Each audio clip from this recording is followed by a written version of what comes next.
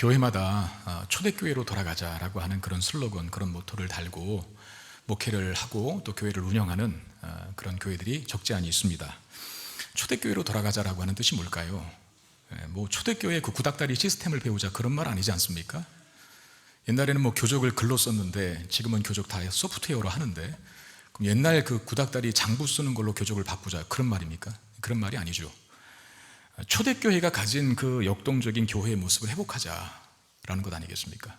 초대교회가 가진 그 역동적인 교회의 모습, 그 역동적인 교회의 모습이란 뭘까요? 복음 전하면 막 3,000명이 돌아와요. 지금은 아무리 전해도 한 명도 잘 안 돌아오는 그런 시대 아닙니까? 복음 전하면 막 죽었던 영혼들이 돌아오고, 복음 전하면 막 세상이 벌벌 떨고. 여기 사도행전 이제 우리가 보면 알겠지만 교회가 세상을 압도합니다. 지금은 교회 안에 자꾸 세상이 들어와서 배처럼 보이는 이 교회가 세상이 하도 들어와서 이 바다에 침몰할 것 같은 위기에 처해 있는데, 옛날에는 안 그랬다니까요. 초대교회 때는 교회가 세상을 변화시켰어요. 세상이 교회에 들어와서 교회를 변질시키는 게 아니라 교회가 세상을 변화시키는 그런 압도하는 모습이 있었습니다. 그리고 교회로 예수를 믿고 신앙생활을 하면서 얼마나 많은 핍박과 고난과 환란이 있었습니까? 그런데 그 고난과 핍박과 환란 때문에 교회를 다니지 않는, 뭐 믿음을 중단하는 그런 일들이 없었다는 거예요.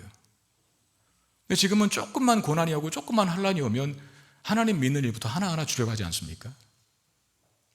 그러니까 초대교회의 그런 강력한 생명력, 역동적인 힘, 능력, 이걸 우리가 다시 한번 회복하자라고 하는 차원에서 초대교회로 돌아가자라고 하는 얘기를 하는 겁니다. 그러면 정말 우리 그런 질문을 해봐요. 그러면 이 사도행전에 기록된 이 처음 교회, 이 초대교회의 모습으로 정말 이 시대의 교회가, 우리 시대의 교회가, 지금 우리 교회가 그렇게 회복될 수 있을까 하는 질문인데, 저는 분명하게 답변 드릴 수 있습니다. 가능하다고 말입니다. 왜? 분명한 조건은 하나 있어요. 절대적이고 어쩌면 유일한 조건.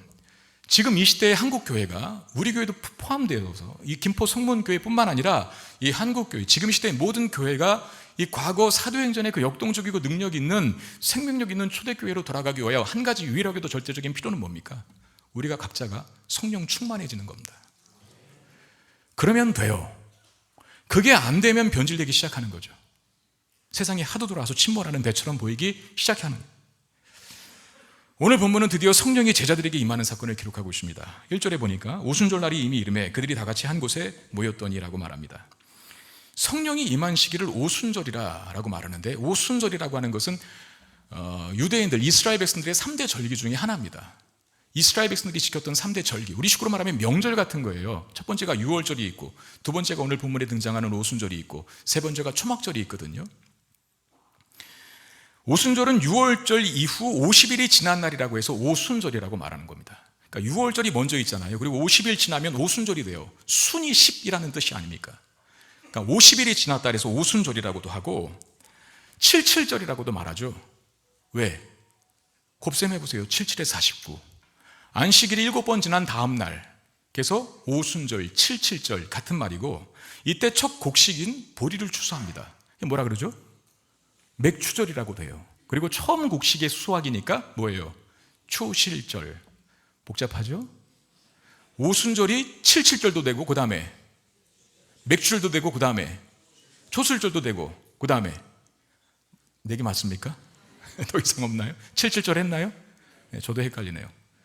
6월절 다음 50일이 지난 오순절, 보리 수확, 그러니까 곡식의 첫 열매를 수확하는 것을 기념하고 감사하는 절기다 라고 해서 오순절이라고 합니다.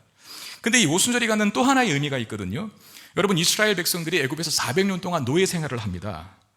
그런 이스라엘이 애굽을 나오게 되는데, 그 애굽을 나오게 하는, 그걸 가능케 한 결정적인 사건이 뭐였냐면 유월절이죠. 유월절. 하나님께서 10가지 재앙 중에 마지막 10번째 재앙으로 사용한 것이 뭐였습니까? 애굽에 있는 처음 난 것들, 즉 초태생들을 다 죽이는 거예요. 이건 뭐 사람, 뭐 짐승 막론하고. 근데 사람만을 이야기했을 때는 뭐가 죽는 겁니까? 장자의 죽음이라고 하는 10번째 재앙을 내리는데, 근데 이스라엘 백성들에게는 그 재앙을 피할 수 있는 방법을 가르쳐 주시잖아요. 자, 애굽이라고 하는 땅에 이스라엘 백성들도 살고 있었던 거예요. 노예로. 근데 그 땅에 모든 처음 난 것들은 다 죽인다라고 하는 재앙이 임하는데, 그럼 이스라엘 백성들도 애굽 땅에 있으니까 그 사람들도 예외는 아니라 다 죽어야 되는 거거든요. 장자들은. 근데 죽지 않을 수 있는 방법을 가르쳐 주세요. 그게 뭐냐면 어린 양을 잡아서 그 피를 갖다가 문설주와 문인방에 바르라 그래요. 그러면 진노의 날에 하나님의 사자가, 장자를 죽이려고 임한 하나님의 사자가 그 발라진 피를 보고 여기는 재앙이 임했구나, 재앙이 이미 임했구나라고 간주하고 그냥 지나친다는 거예요. 그래서 유월절은 한문으로 넘을 유자, 넘을 월자를 씁니다. 영어로는 뭐예요? 패스오버라 그러죠. 지나친다 라고 하는 말입니다. 그렇게 애굽을 나온 이스라엘이 시내산에 도착을 합니다. 이스라엘 백성들이 애굽을 나왔어요. 바로 가나안 땅 들어간 게 아니지 않습니까? 어디를 첫 번째 목적지로 두냐면 시내산이었습니다. 그 시내산에서 모세가 하나님께로부터 뭘 받냐면 율법을 받습니다. 율법. 무슨 뜻이에요?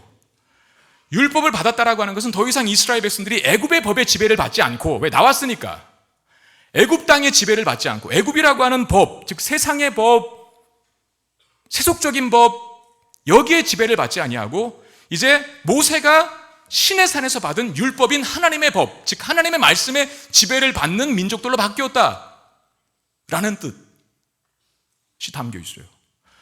애굽에서 나와서 시내산에 가서 모세가 율법을 수여받기까지 50일이 지나야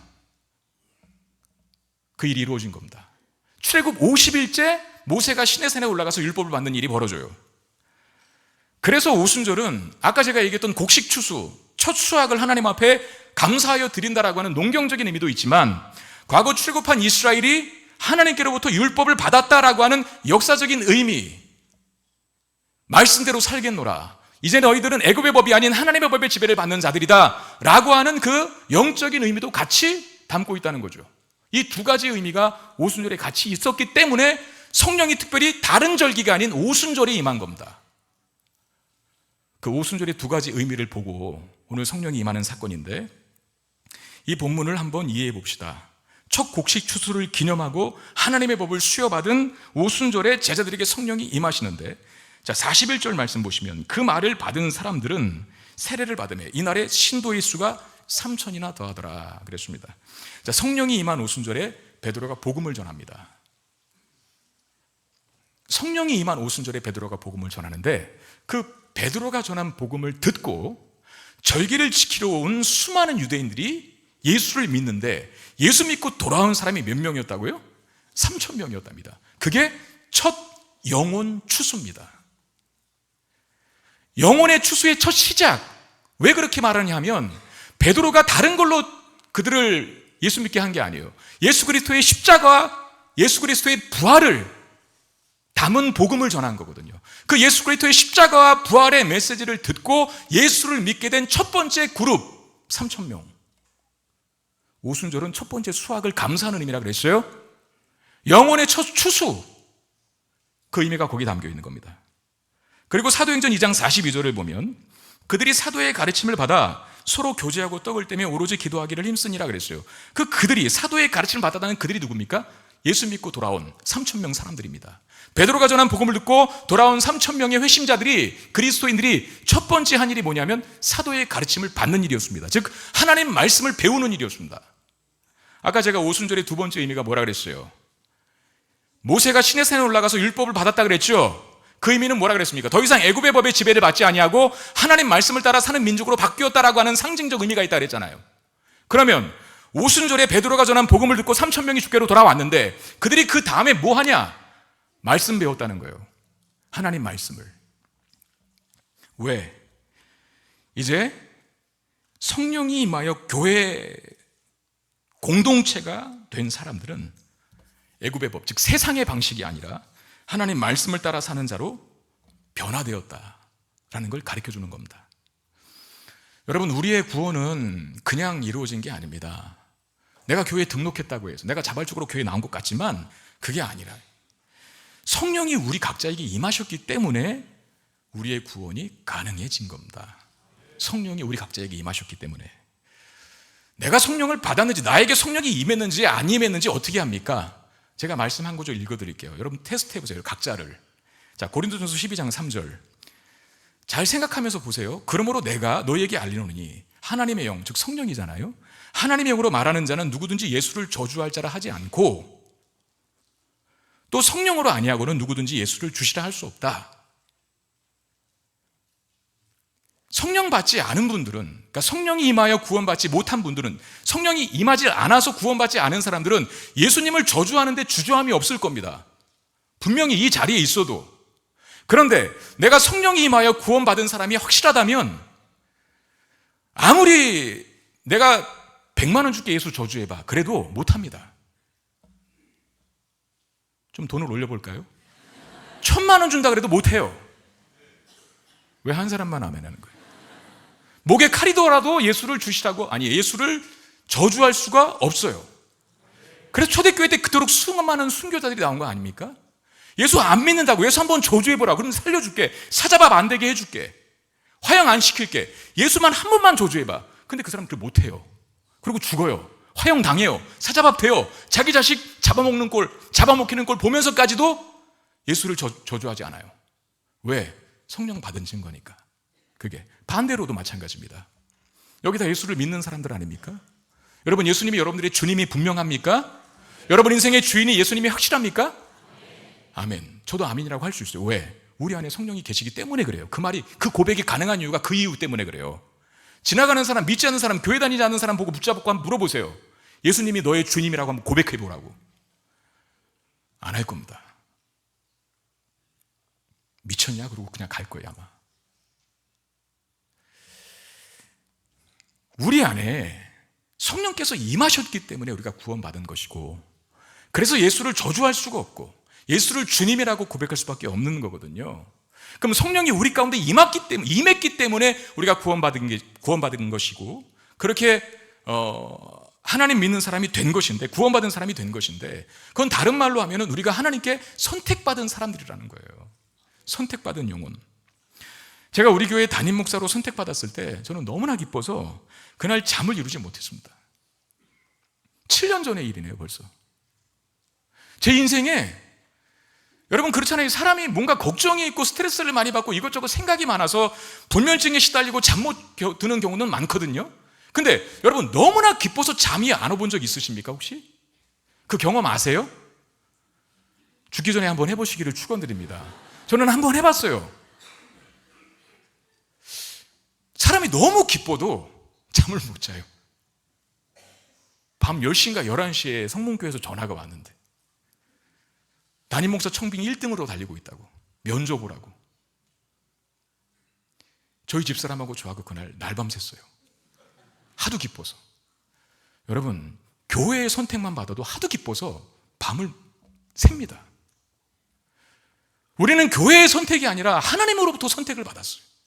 자, 하나님으로부터 선택받은 경쟁률은 몇 대 1일까요? 도대체 온 인류 대 1이겠죠. 온 인류 대 나. 어? 우리가 취업을 하고 뭐 학교에 입학하는 것도 경쟁률이 세서 붙었어. 경쟁률이 막 20대 1이야, 30대 1이야, 심지어 100대 1이야. 그럼 붙었어요. 자랑하지 않습니까? 뭐 경쟁률이 1대 1이다 또는 마이너스다 그러면은 그 붙어도 별로 안 기쁠 거예요. 근데 경쟁률이 치열할수록 내가 붙었어. 그러면 그 기쁨이 더 주체할 수 없는 것 아닙니까? 여러분, 하나님이 우리를 선택하고 하나님이 우리를 구원하셨다라고 하는 것은 도대체 얼마의 경쟁률일까요? 가끔씩 그런 얘기를 하죠. 그런 경험들을 합니다. 직장에 가면 믿는 사람들이 거의 없대요. 학교에 가면 믿는 사람이 나밖에 없대요. 그래서 위축된대요. 그래서 믿음 갖고 있다라고 말하기가 힘들대요. 왜 그런 쪽으로만 생각합니까? 반대로 생각해 보세요. 다른 측면에서 생각해 보세요. 다 믿는데 나만 믿고 있어. 하나님이 그 중에, 그 많은 사람 중에 나만 선택하신 거예요. 나만. 물론 예수 안 믿는 사람들을 향하여 국률한 마음을 갖고 그들에게 복음을 전해서 전도하여야 할 사명이 우리에게 있지만, 목사님 밖에 나가면 식구들 다 안 믿어요. 친척들 다 안 믿어요. 학교에 뭐 직장에 다 안 믿는 사람 태반이에요. 그걸 마이너스로 사용하지 마시고, 안 믿는 사람이 태반일 수밖에 없는 그 상황 속에서 나를 유일하게 택하신 하나님이 얼마나 나에게 큰 은혜를 베푸신 건가. 경쟁률이 치열해서 학교 붙은 것만 해도, 경쟁률이 치열해서 직장 취직한 것만 해도 큰 기쁨을 갖고 사는데, 우리를 택하셔서 우리에게 성령 주셨고, 그 성령이 우리 가운데 임했기 때문에 우리는 예수를 저주할 수도 없고 오히려 예수를 주시라 신할 수 있게 된 줄 믿으시길 바랍니다. 그렇게 선택받은 자들이 우리들이에요. 우리가 가진 가장 최고의 축복과 감사는 내가 하나님의 성령이 임하여 구원받았다라고 하는 그 사실일 겁니다. 그리고 이제 이렇게 구원받은 우리는 이전에 살아왔던 삶의 방식과는 다르게 삽니다. 전에는 그냥 내 마음대로 살았거든요. 그냥 세상의 흐름에 맞춰 살았거든요. 나와 세상이 내 삶의 기준이었습니다. 근데 이제는 하나님 말씀이 기준이 되는 거예요. 오순절 첫 번째 수학, 구원받은 사람을 만드는 역사, 그리고 율법을 수여받은 날이라 그랬어요. 우리도 마찬가지라니까요. 구원이 임한 것뿐만 아니라 이제는 다른 방식으로 살아가는 삶이 되었다는 뜻이기도 합니다. 우리 가운데 성령이 임하였다는 것은 그 다른 방식이 뭡니까? 하나님 말씀대로 살아가는 자. 더 이상 애굽의 법의 지배를 받지 아니하고 하나님 말씀의 지배를 받아 살아가는 자로 바뀌었다는 거예요. 여러분, 이게 얼마나 큰 축복입니까? 말씀이 없었을 때에는, 우리의 인생에 말씀이 그렇게 중요한 가치가 아니었을 때에는 마치 망망대해 바다 한복판에서, 끝이 없는 사막의 한복판에서 나침판도 지도도 없이 존재하는 것과 똑같아요. 그처럼 불쌍한 사람이 있을까요? 사방팔방이 다 바다고 사방팔방이 다 사막인데 어디가 동쪽이고 어디가 서쪽이 모르는 거예요. 그런데 목적지는 가야 해요. 근데 지도도 없고 나침판도 없어요. 비극 아닙니까? 그냥 모르고 갔다가 죽는 거죠. 뭐 낭떠러지로 가는 거죠. 목적지와 점점 멀어지는 거죠. 그런데 드디어 나침판과 지도가 하늘에서 뚝 떨어졌어요. 그 뭡니까? 영적 내비게이션, 하나님 말씀 아닙니까? 어떻게 살아야 하는지, 어디가 생명길인지, 어떻게 살아가는 것이 제대로 인생을 사는 것인지를 우리는 우리 스스로 터득하거나 깨달을 수 없습니다. 그건 누가 가르쳐주는 것도 아니에요. 구원받은 사람에게 중요한 가치로 다가오는 하나님의 말씀이 이제 우리의 삶의 방향과 길을 제시해 주는 거죠. 그래서 성도들은 말씀대로 사는 것이 짐으로 여겨지지 말아야 합니다. 물론 우리의 여전히 남아있는 죄성 때문에 100% 말씀대로 온전하게 살아갈 수는 없지만, 온전하게 살아가지 못한다고 해서 말씀대로 사는 삶을 부정해서는 안 돼요. 100% 완벽하게 말씀대로 살아가는 삶을 못한다 할지라도 말씀대로 살아가는 것이 맞다, 그게 길이다, 그게 인생의 정도다라고 하는 분명한 고백과 인식이 있어야죠. 그리고 그렇게 살아가려고 힘쓰는 모습, 예수 믿는 사람들, 구원받은 사람들, 성령이 임하여 구원받은 성도의 특징인 겁니다. 자, 이제 오순절에 성령이 어떻게 임하는가를 한번 보십시다. 두 가지 방식으로 묘사가 되는데, 먼저 2절을 한번 보겠습니다. 우리 2절 한번 같이 읽어볼까요? 시작. 호련히 하늘로부터 급하고 강한 바람 같은 소리가 있어 그들이 앉은 온 집에 가득하며 그랬어요. 자, 성령이 임하는데, 성령이 임하는 첫 번째 방식, 그 특징은 급하고 강한 바람 같은 소리로 임하신다 그럽니다. 여기서 중요한 단어는 바람이라는 단어입니다. 바람. 신약 성경이니까 헬라어로 되어 있잖아요. 바람이 프로네라고 하는 단어, 푸노에라고 하는 단어, 푸노에라고 하는 단어로 히라보, 그리스어로 되어 있는데 숨 또는 호흡이라는 뜻입니다. 근데 이 푸노에라고 하는 단어가 구약의 창세기 2장에 있는 하나님께서 사람을 지으시고 그 코에 뭘 불어넣으시죠? 생기. 그 생기랑 같은 단어예요. 그러니까 히브리어인 구약 성경을 헬라어로, 히브리어로 된 구약 성경을 헬라어로 번역한 책이 70인역이라고 하는 책이 있거든요. 70명의 학자들이 번역했다 그래서 구약의 히브리어를 헬라어로 번역한 건데, 그 하나님이 인간을 지으시고 그 코에 생기를 불어넣으셨다 할 때 그 생기가 오늘 본문에 등장하는 바람, 즉 푸노에라고 하는 단어로 썼어요. 성령이 강력한 바람 같은 소리로 임하시는 것은 그래서 다른 뜻이 아니라 생기를 영혼에 불어넣으신다라고 하는, 다시 말하면 풍성한 생명력을 불어넣으시는 성령 하나님으로 묘사되고 있다는 거죠. 성령의 임하심을 급하고 강한 바람 같은 소리로 묘사한 첫 번째 특징이 그 이유가 거기 있어요. 풍성한 생명력을, 호흡을, 숨을 후 하고 불어넣으시는 거예요. 네? 바람 다 빠진 그 타이어에 후 하고 불어넣어서 다시 대로를 달릴 수 있도록 만드는 것처럼. 그리고 3절을 보십시오. 마치 불의 혀처럼 갈라지는 것들이 그들에게 보여 각 사람 위에 하나씩 임하여 있더니 그랬습니다. 자, 성령이 임하는 두 번째 특징을 불의 혀같이 갈라지는 것들이 임하는 것으로, 불의 혀같이 갈라지는 것들로 임했다라고 그렇게 말을 합니다. 여러분, 불은 뜨겁습니까? 차갑습니까? 뭐 질문 같지도 않아서 답을 안 하시는 거예요? 불은 죄송해요. 제가 이렇게 말하는 거 여러분 잠 깨라고 이렇게 얘기를 하는 거니까. 불은 뜨겁습니까? 차갑습니까? 뜨겁죠. 자, 시체는 차갑습니까? 뜨겁습니까? 뜨거워요? 시체는 차갑습니다. 죽은 건 차갑습니다. 살아있는 건 온기가 있습니다. 살아있는 건 정말 풍성한 생명력이 있는 것은 온기가 있다 못해 뜨겁습니다. 불, 시체가 아니다. 식어있지 않다. 냉랭하지 않다. 근데 우리의 영혼이 차갑고 냉랭할 때가 많이 있잖아요. 근데 뜨겁다는 거예요. 불처럼. 그리고 그 불이 혀처럼 갈라진대요. 혀처럼 갈라진다. 여러분 신약 성경에 특별히 혀 이야기할 때 특별히 야고보 사도가 혀를 조심하라, 혀를 조심하라, 혀 잘 관리하라 그러는데 그 혀를 조심하라고 말할 때 그 혀를 뭐 상징하나요? 혀가 말이잖아요. 말. 혀를 뭘 조심해요? 혀가 상징하는 말을 조심하라는 거지. 말을 잘 사용하라는 거지. 여기도 마찬가지. 불의 혀처럼 갈라진다 했을 때 그 혀는 말을 상징하고 그 말이 갈라진다는 것은 언어가 하나가 아니라 다양하게 다양한 언어로 나아간다라는 뜻입니다. 그러니까 다양한 말이 다양한 언어가 각 사람 위에 하나씩 임하여 있다라고 그렇게 말하는 거예요. 한 사람 한 사람이 성령으로 새롭게 되어 뜨거운 열정을 가진 주님의 사람으로 변화되었음을 뜻하는 겁니다. 첫 번째 성령이 임하는 특징이 바람이었다라고 한다면 두 번째 성령이 임하는 특징은 불이었어요. 바람은 풍성한 생명력이라고 그랬어요. 후하고 불어넣는. 불은 죽어있는 게 아니라 냉랭한 식어진 게 아니라 뜨거운 열정이라고 그랬어요. 그 뜨거운 열정이 다양한 언어, 즉 복음 선포로 나타난다는 거예요. 그런데 사실 이게 우리의 모습이어야 하지 않겠습니까? 풍성한 생명력을 가지고 뜨거운 열정을 가지고 주의 교회를 섬기고 세상을 섬기는 그런 모습이 우리의 모습이어야 하지 않겠습니까?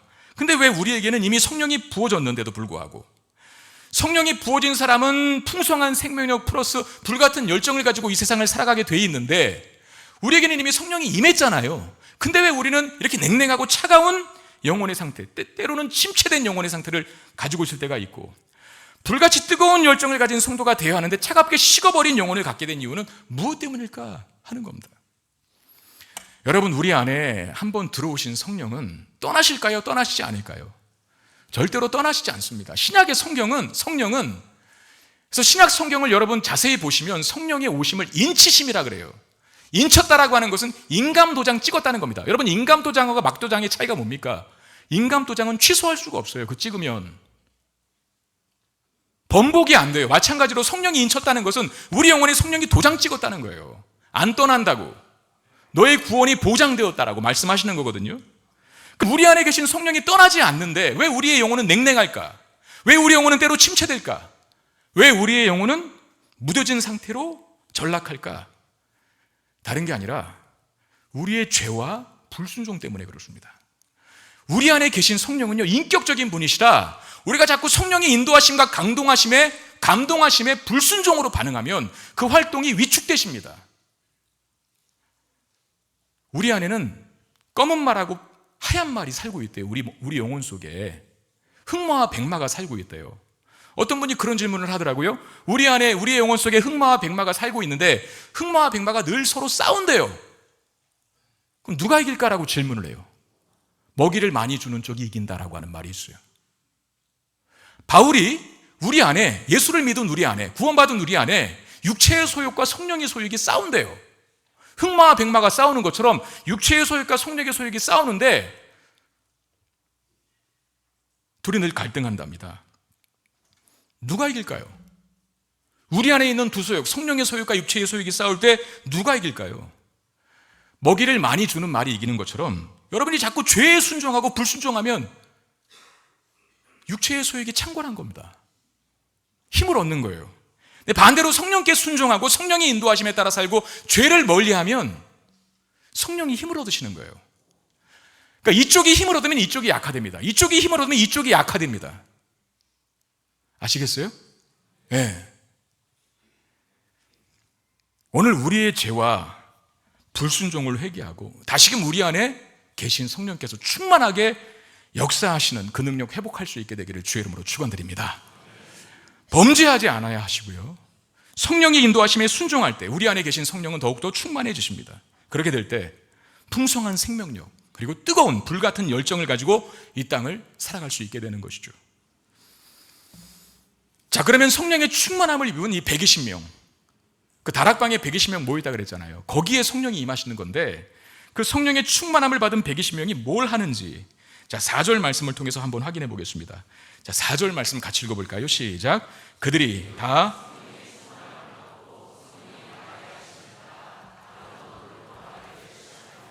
성령의 충만함을 받은 제자들이 뭐 한답니까? 말을 하기 시작했대요. 무슨 말을 했을까? 그 힌트가 11절에 있습니다. 우리가 다 우리의 각 언어로 하나님의 큰 일을 말함을 듣는도다 그랬는데 120명이 성령 충만함 받고 말을 막 하기 시작했대요. 근데 그 말이 뭐냐면 큰 틀에서 하나님의 큰 일이래요. 큰 일이라는 말이 뭐 큰일 나는 그 말이 아니라 위대한 일이라는 뜻입니다. 여러분, 하나님이 행하신 위대한 일은 뭡니까? 두 글자로 한다면 복음이죠. 복음. 그러니까 성령 충만함을 받은 120명의 제자들이 막 말을 하기 시작했는데 그 말의 핵심이 뭐냐면 복음을 전한 겁니다. 복음을 선포한 거예요. 그렇습니다. 성령의 강력한 임재를 경험한 제자들이 풍성한 생명력과 불같은 열정을 가지고 하는 일은 다름 아닌 세상을 향해 복음을 선포하는 일이었습니다. 그런데 이들이 이 120명이 복음을 선포를 하기 시작하는데 어떤 말로 선포했냐면 다른 말로 했대요. 다른 말로. 하나님의 큰 일을, 그 복음을 다른 말로 말했다라고 하는데 5절 말씀 보겠습니다. 그때 경건한 유대인들이 천하 각국으로부터 와서 예루살렘에 머물러 있더니 라고 말합니다. 자, 오순절 절기를 지키기 위해서 천하 각국에서 많은 유대인들이 예루살렘에 모인 거예요. 여러분, 유대인들은 그 절기를 예루살렘에서만, 당시에는 예루살렘에서만 지켜야 되거든요. 특별히 유월절, 오순절, 초막절, 이것은 3대 절기이기 때문에 반드시 와야 돼. 20세 이상 남자들은 다 예루살렘으로. 그 전통에 따라서 여기 수많은 유대인들이 모여 있는데 그 유대인들 중에는 모국어를 잃어버린 유대인들도 많습니다. 왜 그렇습니까? 외국에 살아서. 왜? 바벨론에게 한번 망했었죠? 그리고 지금도 로마의 통치에 있지 않습니까? 이런 고난과 핍박이 싫어서 뭐 자이든 타이든 간에 여기저기 흩어져서 다른 나라에서 살던 사람들이 있어요. 세대가 지나니까 언어도 잊어버리는, 자기 나라 언어도 잊어버리는, 뭐 재해동포 2세, 3세 그렇게 얘기할 수 있을까요? 그런 사람들이 혈통은 유대인이니까 절기를 지키러 예루살렘에 모인 거예요. 그런데 언어는 모르잖아요. 여기 지금 나라가 제가 세어보니까 15개국이 나오거든요. 15개국? 최소한 15개의 언어를 쓰는 사람들이 여기 다 모인 겁니다. 근데 그들에게 성령의 충만함을 입은 120명의 제자들이 다른 말로 복음을 선포하는 거예요. 근데 이게 충격적인 일인 게, 왜 충격적인 일이었냐면, 자, 7절, 8절에 그 답이 나와 있어요. 7절, 8절 보겠습니다. 다 놀라 신기하게 여겨 이르되 보라, 이 말하는 사람들이 다 갈릴리 사람이 아니냐. 우리가 우리 각 사람이 난 곳 방언으로 듣게 되는 것은 어찌 됨이냐. 그러니까 왜 놀랐냐면 이 사람들은 지금 말하는, 복음을 전하는 사람들이 갈릴리 사람들이 아니냐 그랬거든요. 갈릴리 사람들이 아니냐라고 하는 이 말에는 갈릴리 사람들은 교육적 혜택을 못 받고 성장한 사람들입니다. 그러니까 갈릴리는 촌동네이기 때문에 우리 식으로 말하면 뭐 좋은 대학이 없는 거예요. 배움이 길지 않은 사람들이 있는 동네가 갈릴리인데 120명의 제자들 대부분은 갈릴리 출신이래. 근데 배우지도 않는 사람들이 어떻게 영어를 하지? 배우지도 않는 사람들이 어떻게 프랑스어를 하지? 배우지도 않는 사람이 어떻게 일어를 하지? 이렇게 느낀 거죠. 이렇게 놀란 거예요, 이 사람들이. 우리가 난 곳 방언, 여기 방언은 고린도 전후서에 나오는 그 우리가 기도할 때 하나님 앞에 하는 신비한 언어로서 방언이 아니라 뭐예요? 자기가 난 곳, 각 나라에서 살았잖아요. 흩어져서 그 지방의 언어를 말하는 거예요. 근데 나는 지금 영어밖에 몰라요. 근데 120명 중에 누가 한 명이 영어로 얘기를 하는 거예요, 복음을. 근데 이 사람은 영어를 배운 적이 없는데 어떤 사람은 중국어로 막 얘기를 하고 어떤 사람은 일본어로 얘기를 하고 정말 성령이 임해서 그렇게 됐으면 좋겠습니다. 우리도 영어 공부 좀 안 하게. 그 수십 억은 아니지만 아무튼 많이 돈 들이잖아요, 애들 영어 공부 시키려고. 초등학교 때부터 이렇게 대학 때까지 배우는데 그 외국인 만나면 헬로 한마디밖에 못해. 헬로 그러고 가요. 도망쳐. 왜? 영어 못하니까. 지금 언어의 소통이 이 상황 속에서 이루어지고 있다. 언어의 소통이 알아듣게 되는.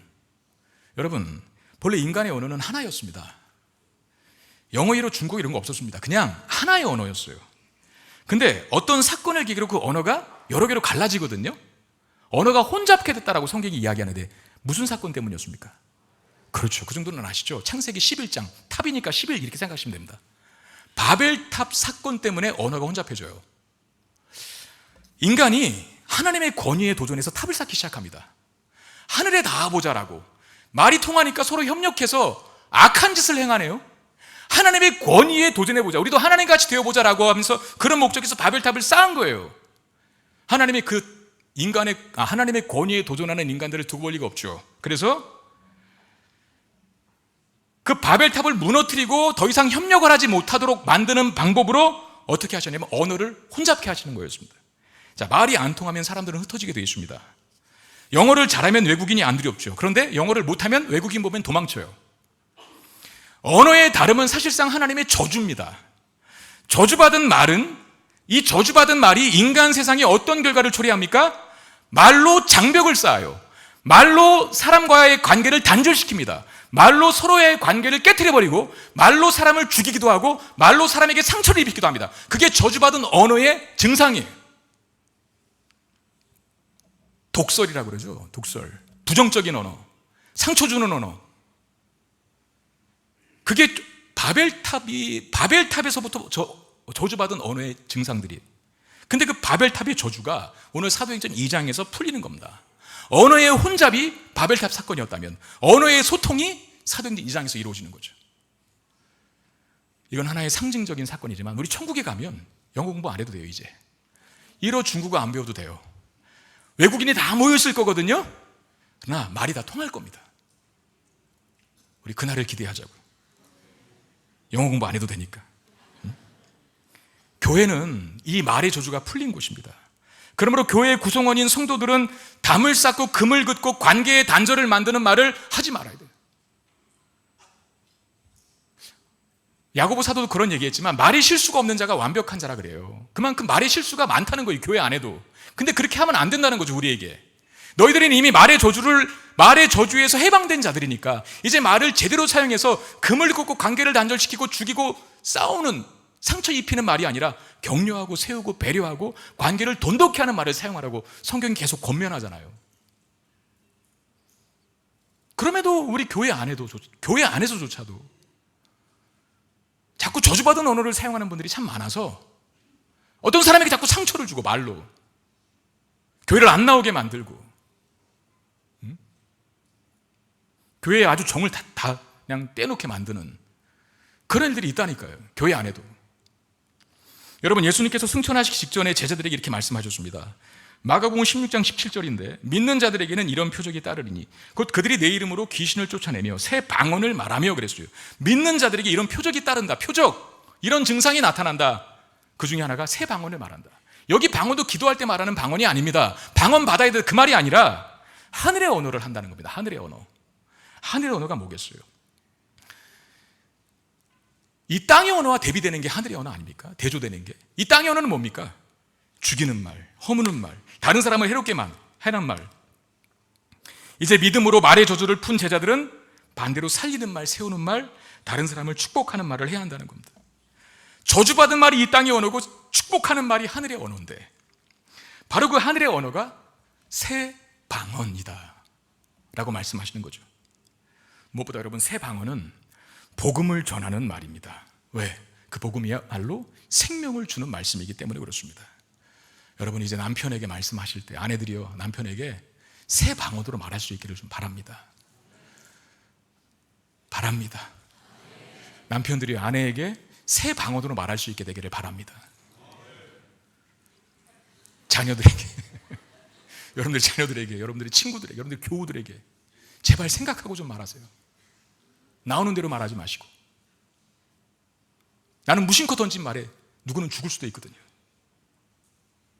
새 방언을 말하는 자, 그 새 방언, 그 말의 변화가 무너진 공동체를 살리고 가정을 살리고 교회를 세우게 되는 일이 될 줄로 믿습니다.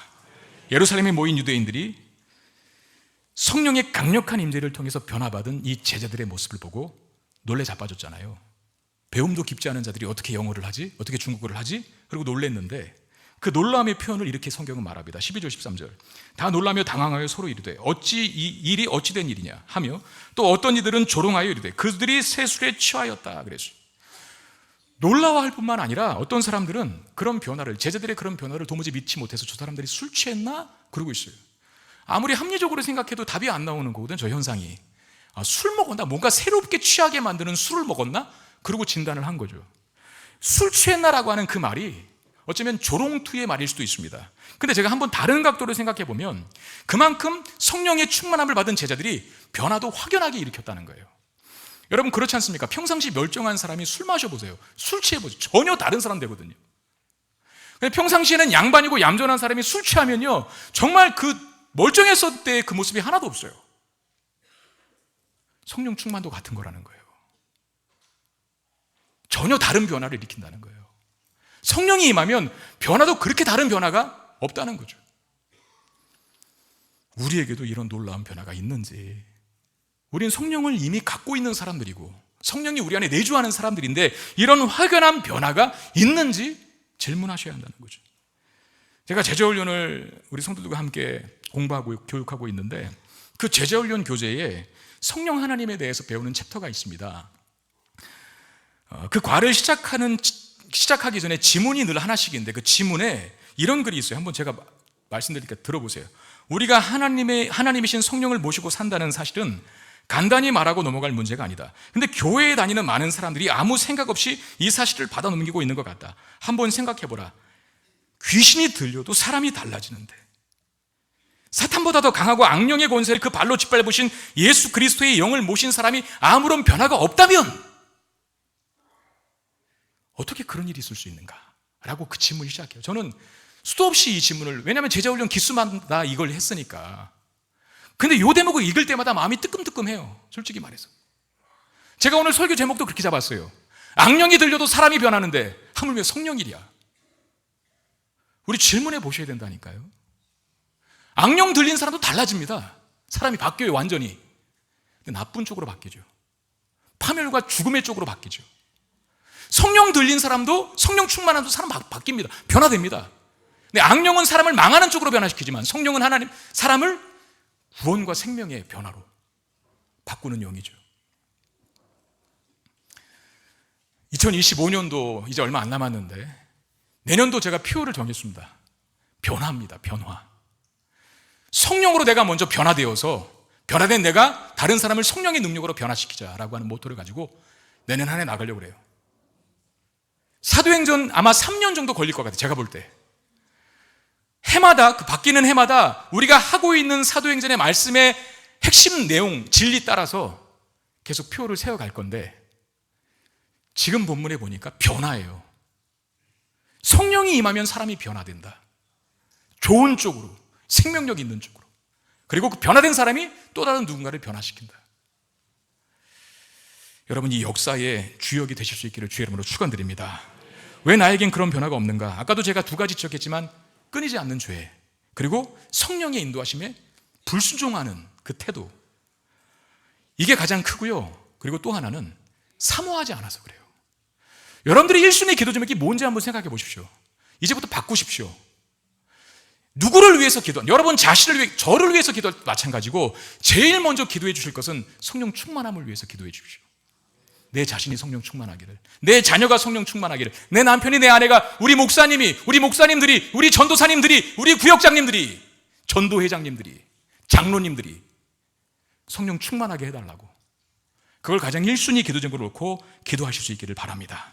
그렇게 되면 세상은 변화된 우리의 모습을 보고 놀라워할 것이고, 그런 변화된 우리가 들어가는 곳곳에 놀랍고 생명력 있는 그런 변화가 일어나게 될 줄로 믿습니다. 우리 말씀 기억하며 찬양합시다. 성령의 새바람 우리의 영혼 가운데, 우리 교회 가운데, 이 나라 민족 가운데, 열방 가운데 다시금 불게 하여 주셔서 다 잃어버린 생명력을 다시 한번 풍성하게 되찾는 역사가 일어나게 해 주옵소서라고 하는 마음을 담아서 함께 찬양합시다.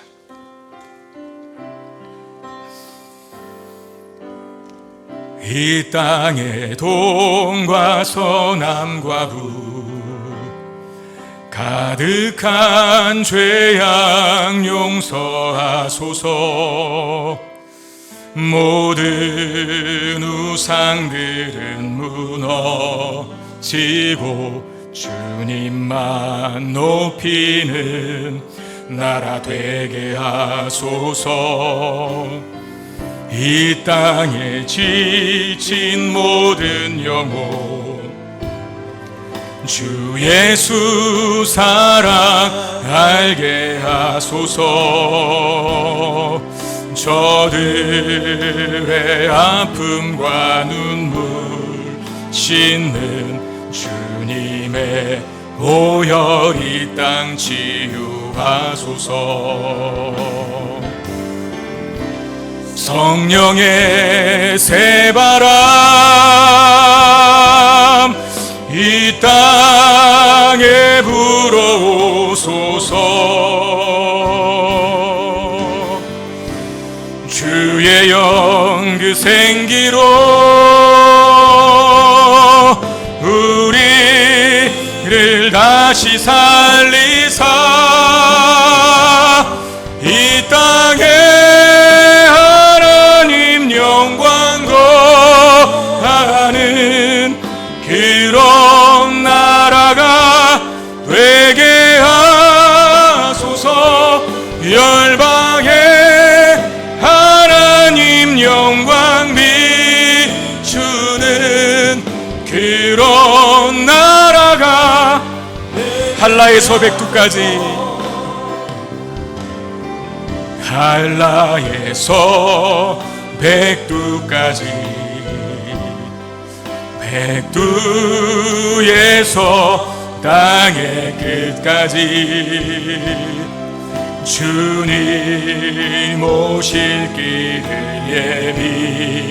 예비하며 주님만 섬기는 나라 되게 하소서. 이 땅에 주님의 교회 위에 하늘의 생기를 부어주소서. 아멘. 하늘의 생기 부어주소서. 열방을 치유하는 주 백성 주님의 군대 일으켜 주소서. 성령의 새바람 성령의 새바람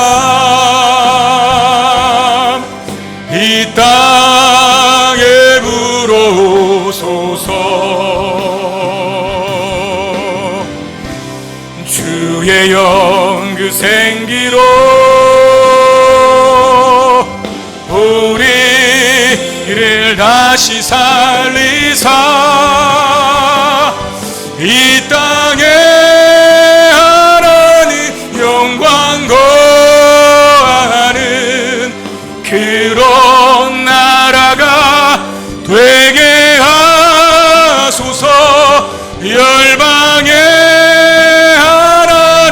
영광 비추는 그런 나라가 다시 한번 전심으로 찬양합시다. 성령의 새바람 성령의 새바람 이 땅에 불어오소서. 주의 영 그 생기로 우리를 다시 살리사 이 땅에 하나님 영광 거하는 그런 나라가 되게 하소서. 열방에 하나님 영광 비추는 그런 나라가 되게 하소서. 우리 한 가지만 간절히 기도합시다. 하나님, 내 영혼에 성령의 새바람 불게 하여 주옵소서. 하나님, 이 나라와 민족의 성령의 새바람 불게 하여 주옵소서. 하나님, 우리 가족의 성령의 새바람 불게 하여 주옵소서. 하나님, 전쟁의 부하 소리가 가득한 이 세상에 이 열방의 성령의 새바람 불어오게 하여 주옵소서. 그래야 이 마른 뼈와 같은 영혼들이 여호와의 군대를 하게 하여 죽은 영혼들이 되살아나는 역사가 일어나게 하여 주옵소서. 우리 마음 가지고 기도하는 시간 갖겠습니다. 기도하겠습니다. 오 하나님, 성령의 새바람 불어오기를 원합니다. 우리 영혼에 성령의 새바람 불어오기를 원합니다. 죄악된 가치, 하나님 죽음의 가치들이 다 쓸려나가게 하여 주시고, 하나님 놀랍게 되살아나는 풍성한 생명력과 뜨거운 물같은 열정을 가지고 하나님의 교회를 세우는 주님의 사람들 되게 하여 주옵소서. 침체된 자들이 너무나 많습니다. 낙심하고 절망해 있는 자들이 너무나 많습니다. 무뎌진 영혼을 가지고 사랑하는 자들이 너무나 많습니다. 하나님, 다 식어져버린 냉랭한 영혼을 가지고 성령을 생활하는 사람들이 너무나 많습니다. 주여, 우리의 영혼에, 우리의 가족에, 하나님 우리의 교회 위에, 우리의 사회와 이 나라 민족과 전쟁의 포화 속에 끊이지 않는 상처가 있는 이 열방과 세상에 성령의 새로운 바람 불어오게 하여 주셔서 치유와 회복을 경험하는 역사가 일어나게 하여 주시옵소서. 오 주님,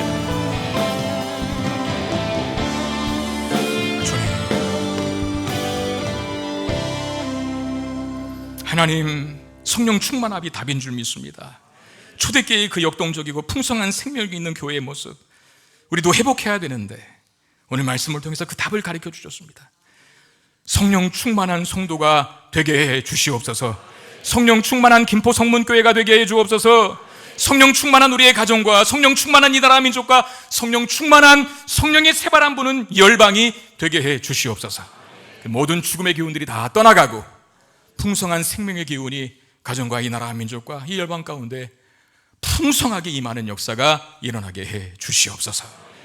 하나님 앞에 드린 예물 받으시고 하나님 나라와 영광을 위해 사용되게 하시고 한 주간 살아가는 우리 사랑하는 성도들이 필요를 채워주시되 무엇보다도 성령의 충만함을 덧입혀 주시옵소서. 우리 주 예수 그리스도의 이름으로 간절히 축복하며 기도하옵나이다. 아멘.